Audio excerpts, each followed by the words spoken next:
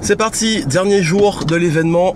On va attaquer la partie, et grosse partie, qui va être axée, je pense, sur le mindset. Parce qu'apparemment, on aura surtout plutôt des coachs, dont le grand Tony Robbins qui va intervenir cet après-midi. Je vous dirai à la fin comment ça s'est passé avec Tony Robbins, l'énergie qu'il a dégagée, qu'est-ce qu'il a partagé. Et dans cette vidéo de ce dernier jour, dernière matinée, deux choses à vous dire. La première, c'est un petit truc pour vous encourager, surtout si vous commencez. Vous êtes entrepreneur débutant, vous démarrez. Je vais vous donner un petit truc pour vous aider justement à passer la traversée du désert qu'on a au début, qui est un petit truc tout con, mais qui fait une énorme différence, qu'on a du mal à se rendre compte en fait quand on se lance. Et même quand on est à une autre échelle, parfois on est déçu de ces chiffres, alors que finalement on est sur la bonne voie. Je vais vous dire un peu comment gérer ça. Juste avant, j'ai eu pas mal de messages privés, j'en ai reçu pas mal, de personnes qui m'ont demandé plus de détails sur le concret de l'événement. C'est-à-dire qu'est-ce qui a été dit, si vous voulez, parce que là j'ai eu des conseils de certains gros marketeurs, les nouvelles tendances marketing, qu'est-ce que vous pouvez implémenter et tout. J'ai pris beaucoup de notes et je sais que beaucoup d'entre vous sont intéressés par ces fameuses notes. Et si c'est le cas, on va faire un truc, c'est que si vous voulez accéder à ces notes en rentrant, donc je sais pas quand vous verrez cette vidéo, je serai peut-être déjà rentré, je sais pas comment je vais organiser la publication, mais en tout cas vous pourrez avoir accès à ces notes, je vous mettrai un lien en description. Bien entendu, je peux pas le faire gratuitement. Pourquoi? Parce que c'est l'événement, j'ai investi plusieurs milliers d'euros pour venir. C'est aussi de la valeur extrêmement ajoutée. Je vais pas leur redonner comme ça tous les détails de ce que j'ai appris gratos. Donc ce sera peut-être, je vais voir quelle formule sera abordable, mais ce sera quand même un petit investissement parce que forcément ces informations ont tellement de valeur que je peux pas les donner comme ça publiquement à n'importe qui. Surtout par rapport même au fait que j'ai fait quand même un énorme déplacement juste pour ça. Donc ça c'est, voilà, si vous voulez les notes et les détails de l'événement, vous avez plus d'infos en description. Et je voulais vous parler justement de mindset, parce qu'on va aborder ça aujourd'hui. Et qu'est-ce qui est important de comprendre, c'est que souvent en fait quand on démarre, on a tendance à voir qu'on nous a promis des choses, que voilà, une fois qu'on aura mis en place son tunnel de vente, son webinar, etc., ça va cartonner. Et dans la pratique, on se rend compte qu'une fois que c'est lancé, ça marche pas. Et beaucoup d'entre vous, c'est arrivé, premier produit lancé, ça vend pas, voilà, on se dit du coup on se dit mais je suis nul, je vais jamais y arriver, on m'a menti, c'est du mytho, c'est de l'arnaque, etc. Et je vais vous dire un truc, c'est souvent en fait, si on se met cette pression, c'est parce qu'on se compare à des gens qui sont déjà très hauts. Et ça d'ailleurs c'est un petit truc qui a tendance à m'agacer dans le domaine du web marketing, et même ici dans le discours qu'ils ont, c'est qu'ils font croire que c'est hyper facile et qu'en un mois ils sont devenus millionnaires. Parce qu'ils vont toujours aller sur l'axe, voici là où j'étais, j'ai galéré pendant plusieurs années et tac, j'ai eu un truc qui m'a fait décoller. Et en fait, ça nous fait penser et croire que le truc qui a fait décoller, c'est le petit truc comme ça, et c'est ça qui a fait la différence. Sans comprendre que s'ils sont arrivés là, c'est aussi parce qu'il y a eu tout le process avant. Et qu'il n'y aurait pas eu ce process d'apprentissage, ils n'en seraient pas là. C'est d'ailleurs pour ça que je dis souvent, en fait, on ne peut pas sauter les étapes dans la vie si on n'a pas eu, par exemple, l'enfance, l'adolescence pour se construire. On ne peut pas être un adulte. Un adulte, il est obligé de passer par ces phases-là de croissance. Comme un entrepreneur est obligé d'avoir ces phases de croissance. Ce qui fait que on ne peut pas arriver comme ça, boum, du jour au lendemain, à avoir des gros résultats. Et dire derrière que c'est juste assez fait comme ça, parce qu'il y a eu un secret ultime qui a fait décoller, c'est un process. Et donc du coup de votre côté, ça a tendance à créer ce qu'on appelle de l'impatience. Mais oui, et même moi j'étais dans ça quand j'ai débuté, j'étais impatient, je me dis mais je suis un gros nul, tous ils cartonnent, moi j'arrive pas, qu'est-ce qui fait que moi j'arrive pas et eux ils réussissent, il y a un truc qui me manque, du coup on pense toujours qu'il nous manque quelque chose. Alors qu'en fait ce qui nous manque vraiment c'est de la patience et de la persévérance. Et c'est pour ça qu'en fait faut pas s'arrêter au premier échec, faut continuer à tester. Et c'est ça qui fait la différence dans la réussite en business, c'est que il y a ceux qui, et d'ailleurs je vous dis quand j'ai commencé le business, il y a un truc qui s'est passé, c'est que j'en ai plein qui ont commencé en même temps que moi, et il y en a une grande majorité qui ont abandonné en cours de route, qui sont plus là, parce que ça marchait pas tout de suite. Et moi je suis encore là aujourd'hui. Je voyage, je suis aux États-Unis, je vais à des événements de marketing, j'impacte la vie de milliers de personnes. Et si j'avais suivi eux, leur mindset, d'abandonner parce que ça marche pas aussi vite, ben je me serais retrouvé dans peut-être notre vie professionnelle, notre vie tout simplement. Et je vais vous confier un truc, c'est que là, je vous ai dit que l'événement il me fatiguait dans le sens où le rythme, j'avais du mal à le tenir. Pourquoi j'ai du mal à le tenir? Parce que j'ai perdu l'habitude d'avoir à me réveiller tôt le matin pour prendre une voiture pour aller à un événement. Et j'ai besoin d'aller à l'école en fait. Même si sur place, bon ça va, ça reste un plaisir. C'est un exercice très difficile. Et du coup, parce que justement, ça fait maintenant, au moment où je fais cette vidéo, ça fait quoi? Ça fait peut-être 10 ans que j'ai pas eu à aller travailler. Quand je dis aller travailler, aller dans un bureau, à respecter des heures qu'on m'impose, sauf rares fois où il y a un événement où j'interviens, etc. Bon, ça c'est des trucs exceptionnels, mais je veux dire, aller tous les jours se réveiller pour aller au travail en voiture, rester jusqu'au travail jusqu'à 17h et repartir, j'ai pas fait ça depuis très longtemps, donc du coup, c'est un peu bizarre pour moi. Et l'idée, et ce que je partage avec vous ici, c'est que souvent, surtout par exemple, on s'accorde sur les chiffres. On dit ouais mais lui il a fait 1 million, ou alors il a une chaîne YouTube avec 1 million d'abonnés, il fait tant de chiffres d'affaires, etc. Il touche tant de personnes à chaque vidéo, il fait tant de vues. Et du coup on se frustre en comparant des chiffres sans les mettre dans le contexte. Je vais vous donner un exemple très simple. Il y a des gens qui sont déprimés parce qu'ils n'ont fait que 1000 vues. Leur vidéo a fait que 1000 vues.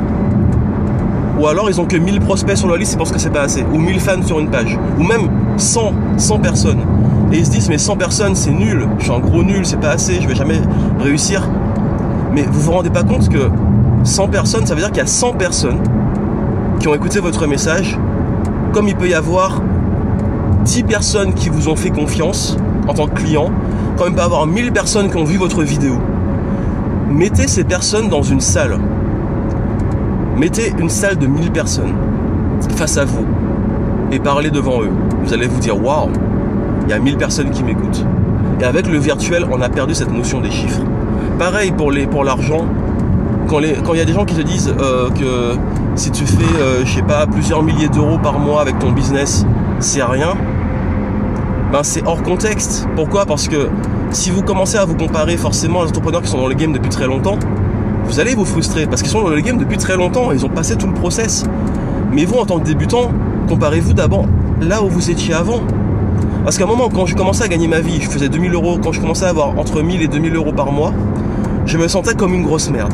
Parce que des gars me disaient, en gros, si t'as 1 million, ben tu es un gros naze. Et puis je me sentais mal, j'étais frustré, etc. Et puis à un moment, je me suis dit, mais attends, mais je gagne, j'ai de quoi vivre maintenant. Je suis indépendant, ça se développe, c'est en croissance. Et je suis en train de regarder là où j'aimerais être un jour, et pas regarder tout le parcours, là d'où je viens. Sur Instagram, j'ai fait un post avec le rétroviseur en montrant de jamais oublier là d'où on vient. Parce que c'est ça qui motive, c'est pas de se motiver. En fait, la pire façon de se motiver, c'est de se frustrer tant qu'on n'a pas atteint l'objectif. La meilleure façon de se motiver, c'est de se dire que tous les jours, on s'est rapproché un tout petit peu plus de cet objectif. Et que tous les jours, on fait un petit pas, et un petit pas, et un petit pas. Et c'est ça qui va réussir à vous motiver, c'est de pas regarder, pas vous frustrer en vous disant j'ai pas, ou je suis pas là où je veux être, où je n'ai pas ce que je veux avoir, où je ne fais pas ce que je veux faire. C'est de vous dire voici où j'étais avant, voici où je suis aujourd'hui et j'ai progressé. Et si vous avez fait un pas en arrière, c'est pas grave, vous continuez. Parfois, il y a des moments où on a l'impression de stagner ou de reculer, c'est normal, ça fait partie du process. Et c'est ça en fait que je partage avec vous, c'est que faut pas avoir d'inquiétude parce que c'est 1 plus 1 plus 1 plus 1 plus 1 plus 1 qui vont faire 1 million. Et oui, c'est ça, c'est que souvent on se prend la tête parce ça nous paraît une montagne, mais comment gravir la montagne? Les échelles, comment manger un éléphant comme l'exemple, bon je suis désolé pour les végétariens, véganes et compagnie, mais comment manger un éléphant? Ben un peu tous les jours. Moi-même je mange pas trop de viande donc mais c'est l'exemple, c'est que souvent on voit l'éléphant, on se dit ouais mais je pourrais jamais avaler tout ça, et bien en fait se dire bon ben un petit peu chaque jour. Voilà. Et c'est le message que je voulais vous donner, c'est de pas vous mettre une pression énorme parce que vous voyez des gens qui réussissent et qui cartonnent et du coup ça crée plus de la démotivation, de la frustration, plus de comprendre que moi ce que j'aime bien faire c'est voir d'où ils viennent. Par exemple là je vais voir Tony Robbins. Ben, je me suis amusé parce qu'en fait pendant l'événement ils ont montré des anciennes pubs de Tony Robbins. Ben, je me suis amusé à faire quoi? J'ai regardé d'où il vient. Et d'ailleurs il faisait des trucs, il faisait des conférences alors que je n'étais même pas né. Et c'est curieux, c'est intéressant de voir d'où il vient et ce qu'il faisait avant. Et de voir que finalement, ben en fait, ouais, le mec aujourd'hui il fait des millions, il remplit des salles, c'est une superstar. mais ça a mis des années, même des décennies pour qu'il arrive là. Et quand on a cette notion-là, je peux vous dire que ça met les choses en perspective et qu'on se dit, en fait, on nous vend souvent des raccourcis au succès, mais quoi qu'il arrive, même si on peut accélérer, même s'il faut se former, même s'il faut apprendre, ça aide, rien ne va remplacer la persévérance et la patience, parce que quoi qu'il arrive, vous aurez beaucoup d'informations, vous aurez des coachs, vous aurez des mentors, mais ils ne pourront jamais agir à votre place. Donc voilà, c'était le message, et puis je vous retrouve ce soir pour faire le bilan. Et voilà, c'est fini, l'événement est clôturé avec une dernière conférence qui s'est faite avec Monsieur Tony Robbins, une conférence qui a été exceptionnelle. Donc là, je vais prendre la route, mais du coup, je vais me poser un petit peu pour prendre le temps de vous partager le bilan de ces derniers jours avant de prendre la route.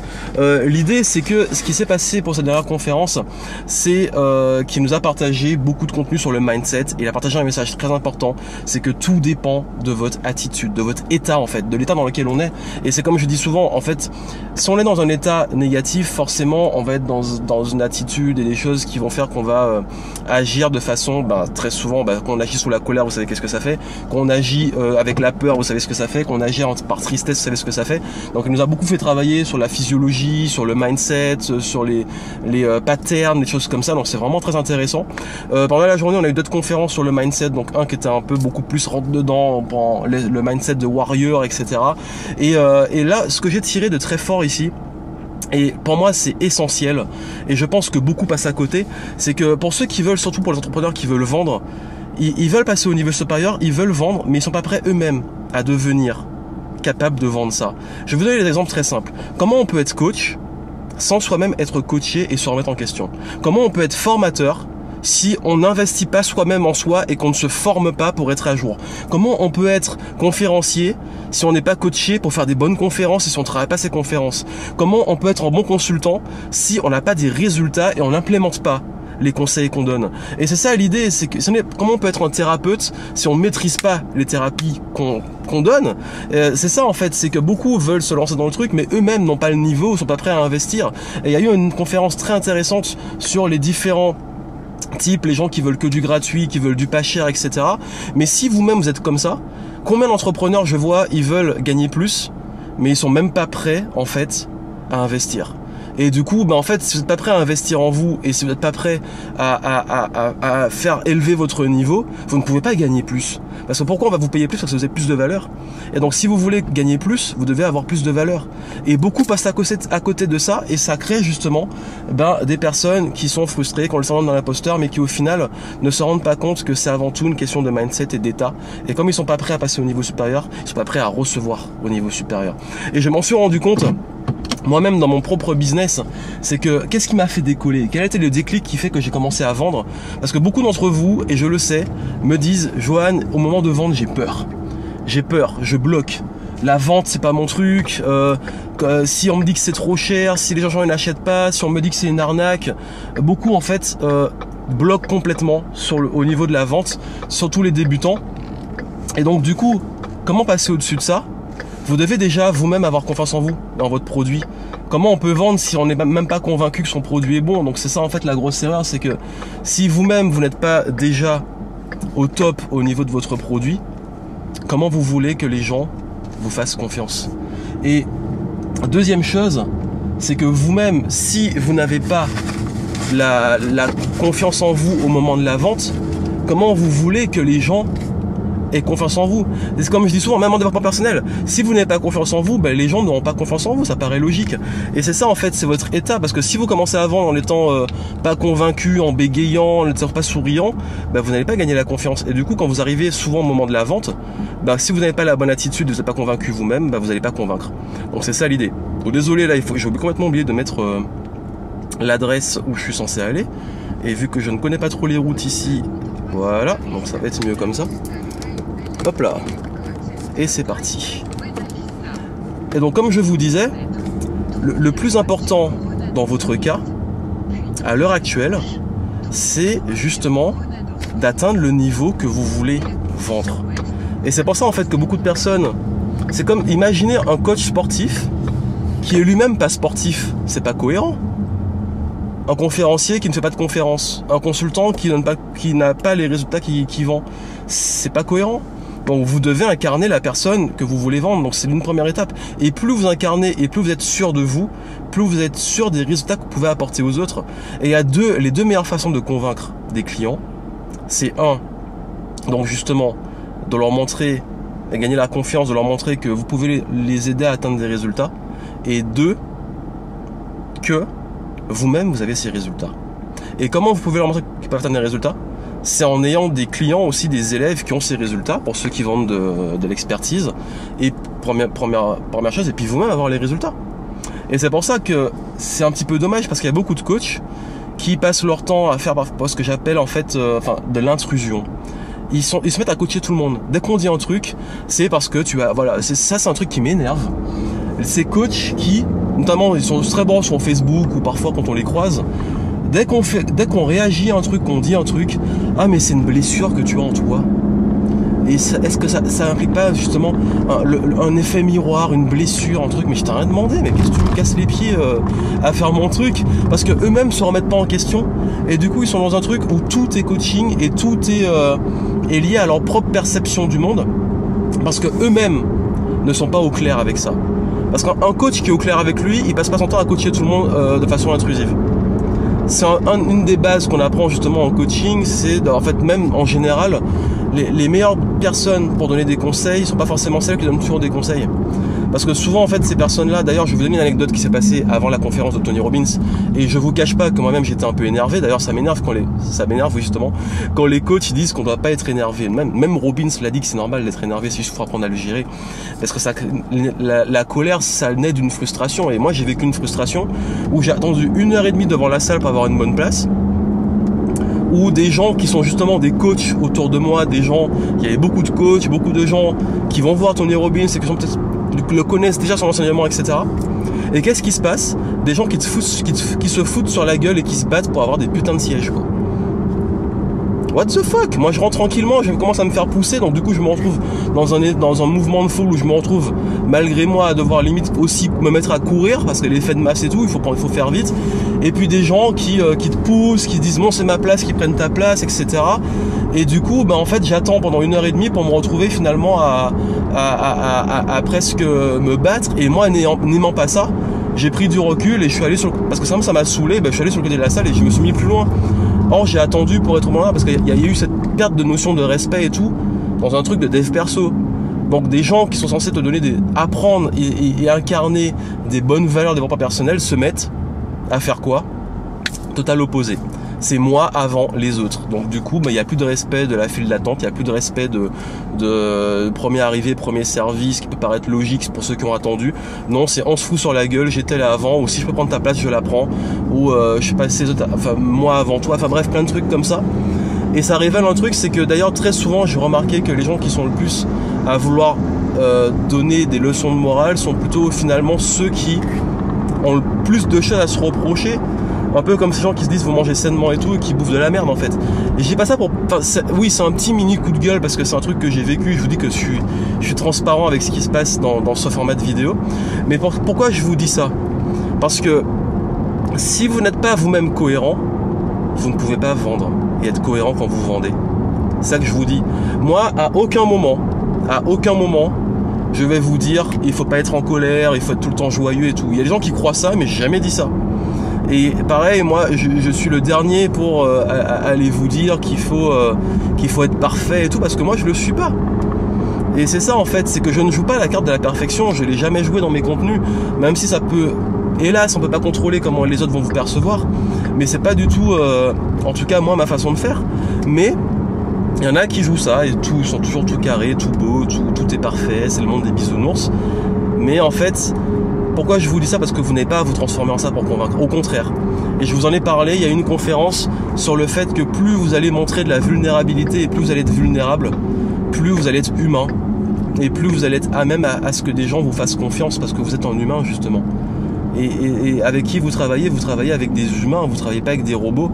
C'est un peu l'effet, moi, c'est ce que j'appelle un peu l'effet Superman. Ça veut dire quoi l'effet Superman? C'est que c'est vrai que Superman, en fait... Pourquoi c'est un héros auquel beaucoup ne s'attachent pas? C'est parce qu'il est super, justement, il est super fort. Un super héros qui gagne tout le temps, qui est fort et qui est invincible, c'est pas intéressant. Pourquoi on va aimer un super-héros et pourquoi on va s'identifier à lui? C'est parce qu'il est vulnérable. C'est parce qu'il a justement, il a des faiblesses. Superman, c'est la kryptonite. Donc les moments intéressants, en fait, heureusement qu'il a la kryptonite, sinon on s'ennuierait, le gars il est trop fort. Et pourquoi un gars comme Batman est plus intéressant? Parce que Batman, justement, il a son côté un petit peu torturé. C'est, comme on dit, hein, c'est quoi le super pouvoir de Batman? C'est qu'il est riche. Et donc du coup, il n'a pas de pouvoir à part être riche, avoir l'intelligence, l'ingéniosité. Donc c'est ça le truc, c'est que vous, en tant qu'expert qui voulait vendre des choses, ou en tant que consultant, de coach, bref, vous transmettez un savoir. Et je sais que c'est beaucoup d'entre vous qui me suivez dans ce type de business. Vous voulez pas vous transformer, être parfait. Au contraire, soyez vous-même, soyez vulnérable, partagez votre message, mais incarnez le message que vous voulez donner, mais incarnez aussi dans l'imperfection. Pour moi, c'est important d'incarner aussi les choses dans l'imperfection. Parce qu'en fait, si vous donnez une image de perfection, vous n'allez jamais pouvoir la tenir parce que personne n'est parfait. Et c'est ça l'idée. Ne cherchez pas à être le truc enrobé qui passe partout. Soyez juste humain et puis voilà, et puis vous allez voir, c'est comme ça que ça va décoller. Mais en étant humain, dans le bon mindset, comme je l'ai dit, en ayant une attitude de vous former, etc. Parce que la plus grosse erreur qu'on puisse faire, c'est vouloir vendre et soi-même ne pas prêt à investir. Et je pense que peut-être que beaucoup vont se reconnaître et c'est une erreur que beaucoup font et que moi-même j'ai fait pendant très longtemps. Et que on se dit ouais mais je suis pas prêt à... En fait si vous n'êtes pas prêt par exemple à mettre 2000 € dans un programme pour vous former et que vous vendez un programme à 2000 €, ça risque de pas se vendre à cause de ça. Parce que justement vous n'incarnez pas les choses. Et c'est ça l'idée, c'est l'état d'esprit, le mindset. C'est pour ça que c'est très important. Et c'est pour ça que ça fait une grosse différence et que pour moi tout, enfin comme l'a dit Tony Robbins, c'est une question avant tout d'état d'esprit, même d'état tout court. L'état dans lequel vous êtes, l'énergie que vous transmettez. Et pour vous dire, hein, même moi, il y a des fois où je suis dans une très bonne énergie et ça marche très bien pour moi, même dans mon business, ça vend bien.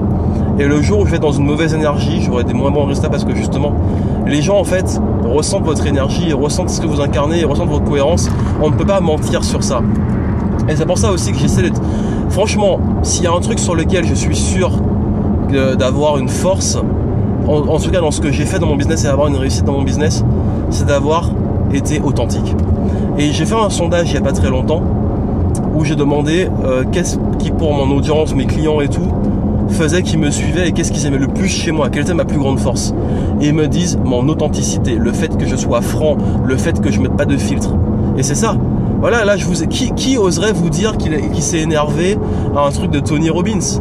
Qui oserait vous dire que pousser des coups de gueule? Parfois moi je le fais. Voilà. Parce que ça plaît pas à certains, ils vont dire mais ça me plaît pas et tout, c'est pas grave, parce que c'est moi. Et je sais que les gens à qui vraiment je plais vraiment, et même la plupart de mes clients me disent merci de tes coups de gueule.